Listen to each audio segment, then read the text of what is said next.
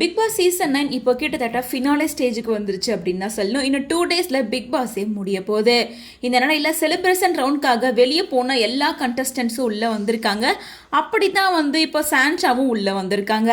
சான்ஷா வெளியே போயிட்டு உள்ளே வந்ததுக்கு அப்புறமா வெளியே தன்னை பற்றி எவ்வளோ நெகட்டிவிட்டி ஸ்ப்ரெட் ஆச்சு, கம்ருதீன் பார்வதி விஷயத்தில் இவங்க நடந்துக்கிட்டது ரொம்ப அதிகமாக இருக்குது அப்படின்னு சொல்லி பல நெகட்டிவான கமெண்ட்ஸை பார்த்துருந்தாங்க. அண்ட் பிக் பாஸ் வீட்டுக்குள்ளே அவங்க இருக்கும்போது இருந்த ரெஸ்பெக்ட் அவங்க வெளியே போய் திரும்ப வந்ததுக்கு அப்புறமா கிடைக்கவே இல்லை.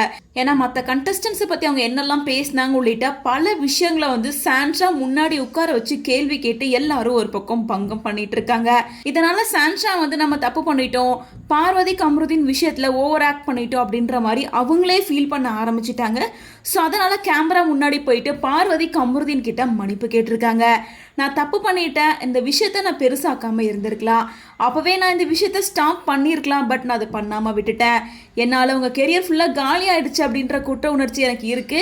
அதுக்காக நான் மன்னிப்பு கேட்டுக்கிறேன். நீங்க 2 பேரும் இந்த வீட்டுக்குள்ள ஆரம்பத்தில் நான் பார்த்த மாதிரி எப்படி இருந்தீங்களோ அதே மாதிரி ஒன்னா சந்தோஷமா இருக்கணும். உங்க கெரியர்ல நீங்க மேல மேல போகணும். பாரு, கண்டிப்பா நான் உங்ககிட்ட பேசாம என்னால இருக்க முடியாது. கண்டிப்பா நான் பெரிய தப்பு பண்ணிட்டேன். நீ வெளியே போகும்போது உன்னை ஓடி ஹக் பண்ணணும்னு நான் நினைச்சேன். பட் அதுக்குள்ள நீ எங்க இருக்குன்னு எனக்கு தெரியல.